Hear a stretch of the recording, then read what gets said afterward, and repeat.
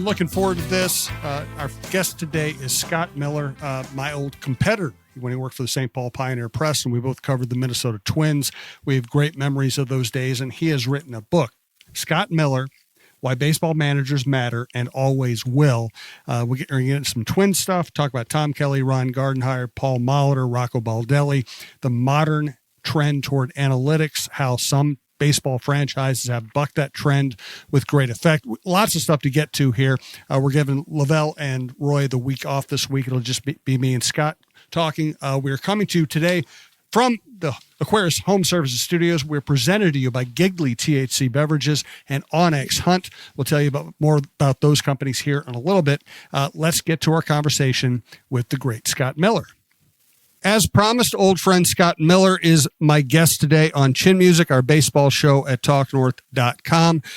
He wrote a book, Skipper, Why Baseball Managers Matter and Always Will. Scott is swimming against the tide of public opinion right now, and I'm going to swim right alongside him. I do think managers matter. I think they matter in different ways, but don't take it from me. Take it from the guy who researched the heck out of this book and wrote, it's fascinating stuff. So first of all, before we get to the actual book, Scott Miller, former St. Paul Pioneer Press Twins writer. Scott and I competed on the Twins beat for a while. Scott's done a lot of national stuff. He's worked a bunch of different places. He's always been kind of a pure baseball writer, a baseball writer's baseball writer. So start here with me, Scott. Where did you get the idea for the book? What was the inspiration? Yeah, Jim, first, nice to be with you. I've been looking forward to this one. It's been a little while since we've talked. Yes. And, we had some fun on that Twins beat with Tom Kelly managing and traveling and all that good stuff in the 90s, and lunches and dinners and press boxes all over the country together. So appreciate it. Appreciate you having me. And, the book, the idea kind of evolved over the last few years from probably a couple places. I mean, all the baseball writing I've done over the years, I've done, various times I've written about managers. And, the last couple of years I was doing stuff for the New York Times, and I happened to write about Terry Francona coming back from health issues. And I visited Dusty Baker and did something. He has a family wine label. And I visited him at his home in Sacramento. He has a vineyard in his backyard. And so there are a couple stories I've done on managers, and then it's just the ongoing conversation in baseball as analytics has taken the sport over, where, you, me, so many of us talk. It always comes back to, but how much power does the manager have? It's like, is this guy really writing the lineup card out, or is the front office saying, here's the lineup? And what do they do anymore? And all of these questions for the last several years keep popping up.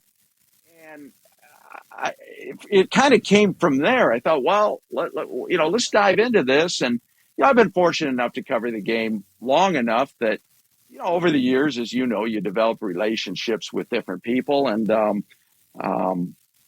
so it kind of evolved from figuring, well, I maybe covering as long as I have, I've developed enough relationships where I call managers or executives or visit with them and have this conversation. And it turned out I talked to probably close to 200 people for the book, managers, current managers, ex-managers, current executives, past executives. And, everybody loves to talk baseball. Yeah, no doubt about it. And it's a great topic because, as you said, the question gets asked all the time. It gets asked in the press box at every game, every day. Okay, did Rocco Baldelli go with his gut there? Did he listen to all the analytics that his bench coach are providing him? Is he making this move because of a pregame meeting with the general manager or the team president now, Derek Falvey? Where and how does the decision get made? And what I keep coming back to is all these teams now, I know certainly the Twins have a massive analytics department. They spend a lot of money. They hire really smart people. They break down every possibility. They have massive amounts of information. And I think the manager still has to use his eyes and ears and the feel of the game to incorporate all that information to make a good decision. But here's the other thing. I mean, what a manager does isn't just deciding whether to pinch hit or not in the seventh inning. There's so much more that goes into it, including, running a clubhouse, having, what they now call culture, that people want to play in and want to play, they want to play for. And being a part of that management team is still, even if you think the manager isn't making every decision himself, it's still an important position. Yeah, no doubt. And that's what another reason I dove into this book project is absolutely it's an important decision. Now, the job's different. I mean, the job Rocco Baldelli does different than the job Tom Kelly did, or take your pick, Ray Miller before him or whomever. What Aaron Boone is doing today with the New York Yankees, on paper, it's the same job Joe Torre had when Torre was winning all those World Series, but it's eminently different. And, there are meetings that go on. There's all kinds of information that comes down from the analytics department. And, one of the big challenges is how to break it down into, bite-sized pieces, because there's so much information that comes out. I mean, every day you could just get swamped, right? I mean, Rocco Baldelli could sit there for, 7 hours every day poring over everything, all the information the baseball operations department has. But, to your point, they still have to make the decisions. I think a couple different things. One, as a lot of managers now, and say, I'll shift over to the Dodgers. I spent about 4 days shadowing Dave Roberts because I wanted to kind of pick a modern manager in what he goes through, because, managers today, they have baseball analytics department is pulling at them. The players are pulling at them. The marketing department's pulling at them. They're the face of the organization. The media relations department, hey, we need this interview, that interview. And they have so many different people pulling at them. But like with the Dodgers, for example, and all these teams are similar, not exactly the same, but similar. Dave Roberts maybe has a meeting with his analytics department, and not everybody, not a formal meeting, but maybe 3 people come down, give him some information, and they chat, say, at 1 or 2 in the afternoon about that night's game. And then after batting practice, he'll have what they call a run prevention meeting with the pitching coach involved, and they'll go over that pitcher that night, the starting pitcher. How deep do we think he can go in the game? What was his pitch count last time? What was his pitch count the time before? What's our bullpen situation? How rested are we? Who needs to be used tonight? And what they do strategy-wise is there are various scenarios given to the manager. And, okay, the game starts. When the game starts, the manager has different avenues he can go down. Here's the lineup, and he knows, okay, if the game heads in one direction, these are some these 2 pinch hitters might be key. If the game goes in another direction, maybe I want to use a different guy. And same with the bullpen and starting pitcher, how to leave him in. So in other words, when the game begins, from meetings with the analytics department, the manager knows he's got a handful of avenues he can go down strategically that he's talked about and collaborated with the baseball operations department. But in the moment, he still has to be the one to pick which avenue do we go down. We talked about this scenario that might come up in the 6th inning, and here we are in the 6th inning. Now I can pick option A, option B, option C. And so the manager does do that. And then to your point on culture, and that's where it's really different today. Communication with every player is, and it's just the way the game is today. It's the way this generation of players is. They were raised in travel ball. They have specialized coaches. Bochy told me in a book, when he first started managing, it used to be you would tell a player to do something and he'd say, okay. And now you tell a player to do something and he may say, well, why? Like, why do you want me to do this? Not even in a disrespectful way, but he wants an explanation. Like, why do you want me to, whatever, throw an extra bullpen this week? What good's it going to do? Do you think it's going to help? They just want to know why. And so it's a totally different job now than it is. Yet manager's still the guy in the dugout that when the game goes on, he's got to figure something out. He may not have the autonomy that Tom Kelly and Earl Weaver and Sparky Anderson had, but in a different way. It's still an important job. Yeah, no doubt about it. Who did you really get to know well, either doing this book or over the years? I mean, what managers do you really lean on for insights and information? It was a combination of things, and I tried to also go in a couple of different directions with the book just to give the readers different perspectives. And for example, chapter 1 is a lot on Aaron Boone, and I say a little bit on David Bell, and their fathers managed. Buddy Bell managed, of course. Bob Boone managed. So I talked a lot. I talked to Aaron Boone quite a bit, and then it was kind of fun, Jim. I went his parents, and obviously his dad was an all-star catcher. Bob Boone handled Steve Carlton and many others, and and then later he managed Kansas City and Cincinnati. And I went to with Aaron's permission. After I talked to Aaron, I said, "Could I do this? This would be really cool." And Aaron's like, "Yeah, that's fine." So I went to Bob and his parents, Bob and Sue's house one night, and watched a Yankees game with them while I interviewed Bob. I talked to Bob about his own managerial experiences and also about what he sees watching today's, Aaron manage in today's game. And so that was a lot of fun. We watched the Yankees play and watched his son manage. And then when the game was over, of course, as every television network today, we watched his post-game press conference. So that was kind of fun, watching with Bob and Sue as Aaron answers the press questions and such, so on. Terry Francona, I spent a lot of time with Terry Francona, Dusty Baker, Jim Tracy. I went and visited him at his home in Cincinnati. He ran into the analytics headwinds twice. He was managing the Dodgers in the early 2000s. And right after Moneyball, the Dodgers named Paul DePodesta, Billy Beane's right-hand man, as their general manager. And DePodesta went to work immediately with the roster, tinkering in an analytics fashion. Dodgers ended up the next year losing 90 games. Jim Tracy had good success, but he ended up leaving. And then later, a few years later in Colorado, they did some things. And he ended up getting so frustrated. He was such an old school guy that he left $1 million on the table. He walked out on the last year of his deal because he said, I got to manage my own way and I can't do this. So I wanted to talk to him about, the thoughts of, you walk away and, leave $1 million on the table. Art Howe, I talked to him about managing under Billy Beane in the Moneyball days. Tom Kelly, we got to talk Tom Kelly. He was, yes. I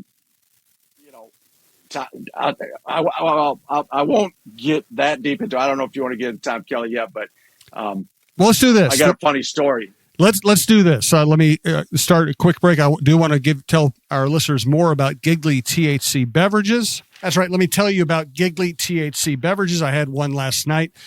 What I love is that you can have a Giggly, Gigli, that's Gigli.com, and you can not only will you sleep well that night, you'll feel refreshed in the morning. You won't have a hangover. You won't feel lethargic. You'll be drinking something that tastes like a cocktail, tastes really good, and it's healthy. And you're going to feel great the next day. I just can't afford to feel sluggish in the morning. So Giggly's really fitting into my life very well. Because even if I have a morning off, I got dogs getting me up. I got to get up, and the dogs are my toughest bosses. I got to take care of them. So just remember, the Giggly's are at every Quick Trip in Minnesota because this is a Minnesota business.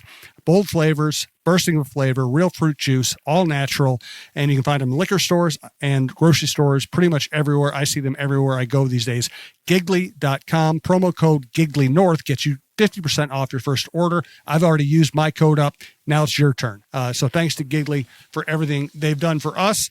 Also want to ask you the question, have you ever driven past a piece of land and wondered who owns that, or maybe you need to know exactly where a property line runs? That's where Onyx Hunt comes in, and it's not just for hunters. There are folks using onX for their jobs every day throughout the country, from farmers and ranchers mapping out their fields, wildland firefighters navigating rough terrain, to construction workers needing to know who owns what property. This app offers something for everyone. If you need the best land ownership maps, aerial imagery, and property boundaries in your pocket, onX Hunt is the tool for the job. Try it free for 7 days. Download onX Hunt in the app or Google Play Store, or visit onxmaps.com/hunt to get started. Thanks also to Aquarius Home Services. Scott for Aquarius Home Services. Enjoying the roller coaster spring weather? Record highs, then freezing cold, even snow. Spring sure has its twists and turns. What's next? Our hot, muggy summer. That means now is the time to schedule your AC tune-up, and for a limited time, it's 50% off. From tune-ups and repairs to new system installs, enjoy expert service and no surprise upfront pricing. Schedule today at AquariusHomeservices.com. Aquarius, earning the right to be recommended. Yes, here's Michael Russo for Clamshell Beach Resorts. Hey, have you been dreaming of a lake cabin lifestyle with boating, fishing, and family fun in northern Minnesota? Well, lately I've thought a lot about how cool it would be to have a getaway like so many Minnesotans. And if you're like me, you probably think that owning your own lakeside getaway is beyond your budget. Well, if you think lake cabin real estate prices keep going up, well, think again. This is Russo, and I'm here to tell you there is an affordable way to enjoy a cabin lifestyle and all that goes with it. And yes, I said affordable. I founded a Clamshell Beach Resort, which is located on the Whitefish chain of 14 lakes for you and your family to enjoy. Here's how. Clamshell has lake homes that offer deeded fractional ownership, and the keywords there are deeded and fractional. You own it. Imagine having 5 weeks a year to enjoy Clamshell with its beaches, pool, and lodge that's full of kids' activities. Is golf your game? There's a great golf course right across the road. Like winter sports? Well, you can go ice fishing, cross-country skiing, or snowmobiling right out the door at Clamshell. And there's no maintenance, no grass mowing, no snow removal. It's done all for you. And you can own a share of Clamshell Beach Resort at an affordable price. To learn more about ownership opportunities at Clamshell Beach Resort, go to cottagesonwhitefish.com or contact Pat Egan at 612-220-9819. That's cottagesonwhitefish.com or Pat Egan at 612-220-9819. And here's another great Minnesota company, Minnesota Masonic Charities. We're so happy to be working with them. When people think of the Freemasons, they often think of secret handshakes and unusual hats, and of course, the pancake breakfast. Minnesota Masonic Charities would prefer that you think about the work that they do right here in our community. Places like the Masonic Cancer Center at the University of Minnesota, or the Masonic Children's Hospital and the Masonic Home in Bloomington. They are just a few examples of the important work that the Freemasons support here in Minnesota. As part of the largest fraternal organization in the world, Masons have consistently answered the call when it comes to charitable needs. We look forward to learning so much more about their many programs here in the weeks to come. And here's Talk North star John Krasinski for Chew Vision Institute. Chew Vision Institute in Bloomington. I've been telling you about it for months now. Just a life-changing experience for me to go to Chew Vision and have LASIK surgery this summer. Everything is easier for me after having LASIK surgery. I don't have the hassles of contacts and eyeglasses. I don't have to worry about going in for annual appointments to get the eyes checked, and also to make sure that I have the latest and greatest style of glasses, and I'm not looking like some washed up 46-year-old like I am, trying to stay ahead of the trends. I don't have that anymore. I'm just going around free and clear without anything on my face, and that's all thanks to the good folks at Chew Vision. When you go into Chew Vision, you will immediately notice how welcoming, how warm, how friendly, and how knowledgeable the staff is there. They get you in, they get you checked out, they find the right vision correction options for you. And then Dr. Chew is just world class in how he helps you through the procedure, how he makes sure that he gets you taken care of, and like he did with me. And I've had zero issues with my vision since I had the surgery in July.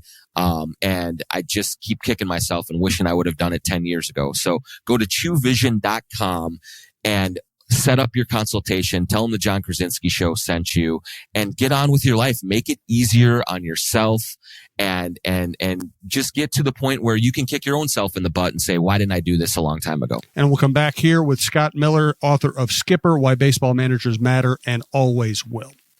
So yeah, let's get to the Twin stuff. Let's get to Tom Kelly. Tom Kelly, and you'll love this, Jim, and you know him. I mean, obviously, and it's so funny when we covered him as a manager.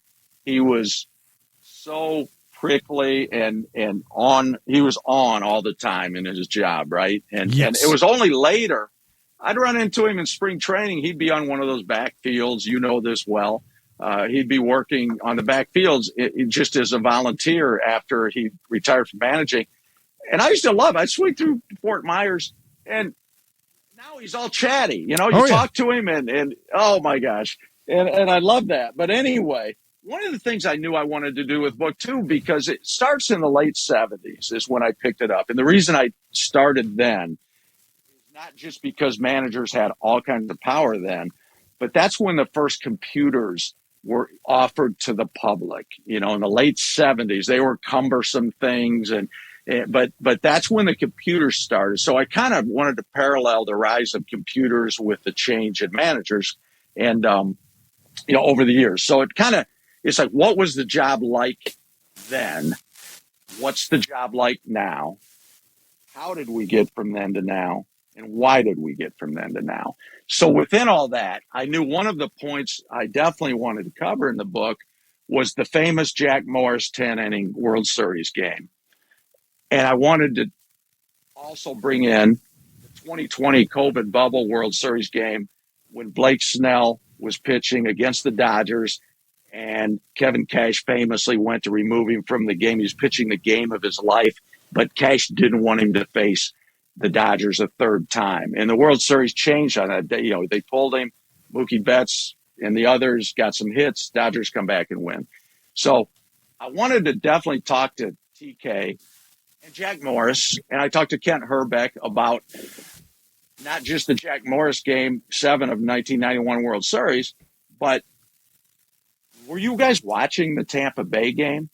And conversely, I talked to Kevin Cash. He was really good about the Tampa Bay philosophy and about pulling Blake Snell in the moment. And I talked to Blake Snell and a couple others about that game. And I asked Kevin Cash, now, were you watching the Jack Morris game? And so that was one thing I definitely wanted to get into in the book, because that really shows how the game has changed to me in a nutshell, right? The Jack Morris game versus the Tampa Bay game. So you'll love this. Typical TK. I also, because of working so closely with him back in the days when you and I covered them, I've always thought he didn't get the credit nationally he deserved. I mean, we covered some bad 95 loss teams, but he had no players in those years. No. And as history has shown, I mean, name me another small market, if you will, team that's won 2 World Series in a 5-year span. Tampa Bay, Oakland, none of them can do it, and TK did it. So anyway, you'll love this. So my idea with the book as well was rekindling some relationships I've had over the years. I always figure it's better to interview people in person than on the phone if you can. And I thought, I always love coming back to the Twin Cities. I'd love to come back and sit down with TK. So a couple Septembers ago, when I'm working on this, I call him and I give him my idea. I tell him what's going on. And I told him I'd really like to talk to him for this book. And he kind of pauses and hems and haws. And I said, I'd love to come to the Twin Cities, and maybe we could have lunch, talk over lunch. It'd be awesome. And he finally said, Scotty, I don't want to have lunch. I don't even talk to my wife that much. I'm like, okay. So I'm like, well, I got to go to plan B, right? So I'm talking to him some more. And I'm trying to sell him on just an interview for this book on managers and how it's changed. And finally, he's like, Scott, I don't know. I don't think so. I don't even know why I really should help anybody write a book anyway. I don't think I'm interested. Why? So now I'm like, what I just laid out to you, I thought it was huge to talk about him and the Tampa Bay stuff. So anyway, he's like, I don't even know why I should help anybody write a book. So finally I give him one of my last picks. I'm like, okay, you were so good. And I said, among other things, like all these books that get written, it's like the Yankees managers all the time, the East Coast guys or the West Coast guys. I said, you were a great manager. You've been completely overlooked by history. I really want to have you in this book. So I talked and I talked. Finally, he says, all right. He says, well, I don't know what I'm going to do to help you. He said, but maybe if you want to give me a call next week, maybe we can talk a little bit. So finally, I'm like, all right. So I said, all right, how about like what day's good next week? He says, well, Monday morning, I'm going to be golfing. I'll be home around noon or whatever. So next Monday, I call at noon. And after all that, I think we were on the phone, Jim, for 3 hours. Oh, yeah. He was fantastic. Yeah. Fantastic, as you would guess. Yeah. Once you get TK going, he has so much to say. And he has so many insights. So, listen, people should buy the book and read more about this, but summarize what you got a conversation with TK. A lot of great stuff obviously on the Jack Morris game. We did talk about Tampa Bay, and he said he was watching the Blake Snell game that night, and in inimitable TK fashion, he said, we're watching the game. I'm home with my wife, and this kid's throwing like crazy. He said, then my wife, she wanted to see something on the other channel, so we get to commercial. So I flipped to the other channel. And then he said, I don't remember what my wife wanted to check out, but then I flipped back to the baseball game. Son of a bitch. This guy's, they pulled him from the game. He's not even in the game anymore. He said, I couldn't believe it. And we talked a little bit more about that. And, in the end, though, but he said, hey, Tampa Bay's had great success with what they have, and you got to give them credit for what they're doing. But, we talked, a little bit about that. There's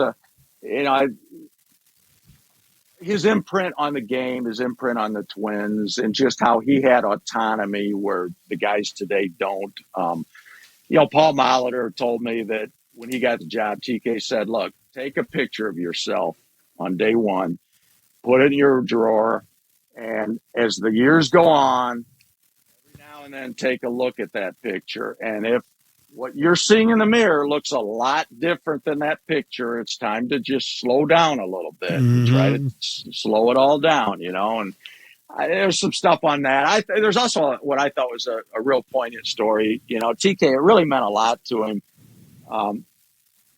That young group that came up that you and I covered that didn't win, but he tried to teach them how to play the right way. He said after Jock Jones left for the Chicago Cubs, the Cubs come through the Metrodome one day, and he said, we end our batting practice and we're leaving the field. And he said, I'm going up the tunnel, and all of a sudden, as I'm going up the stairs, I hear somebody from behind calling my name, and I turn and look, and it's Jock Jones in a Cubs uniform. And he said, so I turn around, and Jock comes up and says, hey, TK, I just wanted to tell you that, I know some of us gave you a little bit of a hard time when we were here, but you really made me into the player I am today. And I just want to thank you for everything. And TK was really touched by that Jock Jones would later come down. And then I talked to Jock Jones, and he remembered the story exactly as TK remembered it. He said, yeah, I wanted to thank him because, I was immature with the Twins, and maybe, he got mad at me a few times, but, nobody was better at getting the most out of your talent and teaching you to get the most out of your talent than TK. So there are a number of things like that. He had a funny story about Kirby Puckett when he and Stelly were coaching in an instructional league. And so, he was great. And yeah, a lot of Twins stuff and TK stuff in the book. Good stuff. Let's get to what the baseball establishment thinks of Rocco Baldelli next. Again, we're talking with Scott Miller, old friend and author of Skipper, Why Baseball Managers Matter and Always Will. Right now, we want to hear from Talk North star Michael Russo about Clamshell Beach Resorts. Okay, so Rocco gets beat up in this town constantly, pretty much every day. And listen, I don't think he's, the natural born strategist that Tom Kelly was. I also don't think he has to be. He's highly intelligent. He's a great guy. He's an important part of this organization, important part of the decision-making process. But, he's not out there, seeing I don't think many managers see everything that Tom Kelly saw. When I watched games with Tom Kelly, he'd always see something that was like 90 degrees from where I was even looking. So what do you think the baseball establishment thinks of Rocco Baldelli? What do you think people should think of Rocco Baldelli? Yeah, I think he's probably more respected, Jim, to me, by the baseball community outside of Minnesota. People think I think he's a reasonably good manager. And as you say, maybe not a genius strategically, but a reasonably good manager, a good manager in modern times in that his communication with his players is good. He's smart. He runs a good clubhouse. I think nationally, it probably, I don't know, maybe you get really tired of hearing about it in Minnesota, but I think nationally people look at just the guys that can't stay healthy with the Twins. I mean, what's the manager, whether it's Rocco Baldelli or Tom Kelly or Paul Molitor, supposed to do when Byron Buxton can't stay on the field, when Carlos Correa can't stay on the field? When your key guys keep going down, it takes a toll, and there's not a lot anybody can do. Now, maybe that becomes a crutch. Maybe it becomes an excuse. But I think nationally, Baldelli's reasonably well respected. But at the same time, I mean, he hasn't managed long enough, nor had the success overall to where people are like, oh my gosh, he's one of the best managers in the game. He should stay there as long as he wants. I mean, he's still, in other words, I think, no doubt, he's still proving himself along the way. He's probably built up some good collateral early with some of those playoffs appearances. Lately, that collateral's certainly diluting, and he's going to have to win again soon here, I think. Both locally, I'm sure, but to your point, the national perspective, I think, pretty soon people are going to be like, well, even with injuries, the guy needs to win eventually. Yeah, it's really weird. Well, we talk about it with Roy and LaVelle on the show all the time, so I'll leave those discussions further because I want to get to other topics with you. What did you think of Ron Gardenhire as a manager, and did you get any more insights into his effectiveness when you were talking to people? He was great. He again, kind of from the modern manager stand, communication, the sense of humor, the way he got along with players, the way everybody rode in the same direction when they were playing for Ron Gardenhire. Certainly he had some success. He had great success with the Twins, Tigers. He lasted a little while. What's weird, Jim, is I talked to so many people for the book. When I first set out, I figured, well, it's going to be a no-brainer to talk to Ron Gardenhire because everybody loves Ron Gardenhire, and I love Ron Gardenhire. I mean, he's just so funny, and his personality is so great. But then ended up not talking to him for the book because as we went on and on, or as the project, I should say, went on and on, I talked to so many people that I ended up with so much material. Believe this or not, the publisher, my book editor, we cut 2 chapters. The book was even longer. I think it checks in around 380 pages or so. And I had 2 more chapters. And I figured, you're always being told to write shorter, right? We know that in our business. Well, I figured for a book, you could let it rip, and you can to a degree. But, he said, wait, we need to trim. So we trimmed 2 chapters. So I ended up talking to so many people that I didn't end up getting Gardy. And part of it, though, too, is because once I got TK, there's so much material. I think TK takes up a full chapter or pretty close to it, maybe a little bit more, because I keep coming back to him in the book, too. So, looking at different parts of the country and different managers, I ended up saying, well, I thought I'd get Gardy, but there's so much Twins and TK in there already that, I need to talk to other people from other teams, other organizations. So, yeah, that was my bad not getting to Gardy, because I just selfishly speaking, I would have enjoyed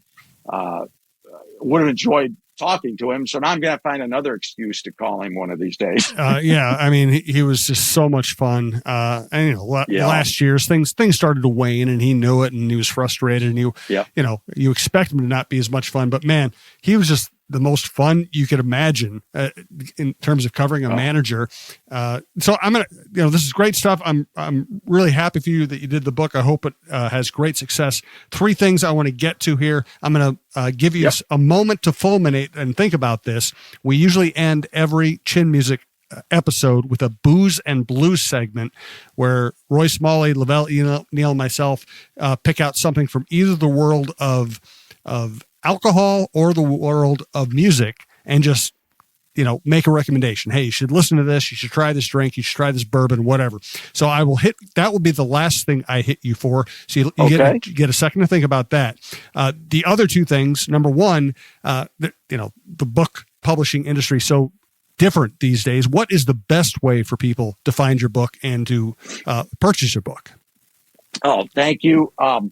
And it's, as they say, available wherever books are sold at your favorite bookstore. So it ought to be in like all the Barnes and Nobles and hopefully a lot of the independent bookstores out there. Also online, Amazon obviously is everybody's go-to. If you Google or go to Amazon or I think Target or BarnesandNoble.com. So if you online Skipper, you Google Skipper managers, my name Scott Miller, and it ought to pop online with several options of places to buy it. Yeah, I bought it on my iPad, whatever the book function is there. It's easy to find, and it's a very reasonable price for the amount of work this man put in. Last baseball topic, and you don't have to go on forever about this. You can keep it as short as you like. Have analytics gone too far in the game? Are they ruining the art of managing a team? I think in some organizations, yes. Others, maybe not so much. I mean, you look at Texas, they bring Bruce Bochy in, and he wins a World Series, and they let him do his thing. I found the past few World Series, Jim, in that last year the Dodgers won, and Dave Roberts had a great World Series. That last game, the bullpen games he managed. I think the Dodgers 2017 and 18, I think they got too cute with some of their strategy. Rich Hill, for example, they pulled him way too early in a couple different World Series games, and I thought they were too preventative with that. And it came back to get them. Last year, the Dodgers looked like they had learned a few things maybe and didn't try to get quite as cute. And by the way, in terms of when to pull a pitcher, one thing I did look up in the book, back to the Jack Morris 10-inning game, I did look it up. If Tom Kelly that night gone with the current analytics and said, I don't want my guy facing the opposing lineup a third time, I went back and did all the things. He would have pulled Jack Morris with 1 out in the 5th inning, game 7. The score was 0-0. And that would have been Jack Morris's night. And as you know, the game had barely even started by that point, but that would have been Jack Morris's exit if you don't want him face third time the lineup. 1 out in the 5th inning, he would have departed that game 7. So I think teams do lean too much on analytics, and I think it's a crutch. I think, Joe Madden, when he had his run with the Cubs, used to say, I'd never want to stand in the way of a player's greatness. I think that's what the game should be about, more than just a math problem and pulling guys for preventative reasons. But before Dave Roberts won the World Series, you go back, Houston won with old school Dusty Baker. Texas won with old school Bruce Bochy. Atlanta won with old school Brian Snitker. We've had a run where in October, the old school type managers have been showing recently that they do matter. Yeah, and that's a great way to put that and wrap up that conversation. All right, now the Booze and Blues segment. I know you're a big music guy. You're a big Springsteen guy. Do you have any recommendations for us in either category, booze or blues, or both? I love it. And yeah, you and I, again, when those fond memories, 94, 95, 96, carpooling to spring training games from Fort Myers up to Tampa or whatever. And we'd have the music going. And those fun times. You're right. I love Springsteen and others. I'm trying to think of, lately they're coming back together this summer. Alabama Shakes. Love Alabama Shakes. Oh, they're fantastic. And I've seen them. They're great. And yeah, I saw them at a local club in San Diego several years ago when they were just starting for like $12. And those are the nights, and you're a music guy, man. When you like stumble upon somebody like that and you pay $12 in a small club and then they explode, you're like, wow, I'm fortunate I saw them then. Anyway, Brittany Howard, their lead singer, is great. She had solo album in the last year. I can't remember the name of it, but that was very good. And now they're getting back together and going out this summer. So they're great stuff. I'd say that. And how about bourbon? Red wine and bourbon are my two things. I'd say I love bourbon. A little Woodford Reserve Double Oak. Double oak, okay, good, because I haven't tried that yet. That's exactly the kind. Those are you nailed it. You got us a great, not obvious music recommendation and a bourbon that I haven't tried before. So you absolutely nailed it. I would not want to let you down, my friend. and you did not. You did not. I appreciate you taking all the time today. Best of luck with the book and all the baseball writing you do. You got my number now, so stay in touch and let me know if there's anything else I can do for you. So, hey, everybody, go out and get that book, and thanks very much to Scott Miller.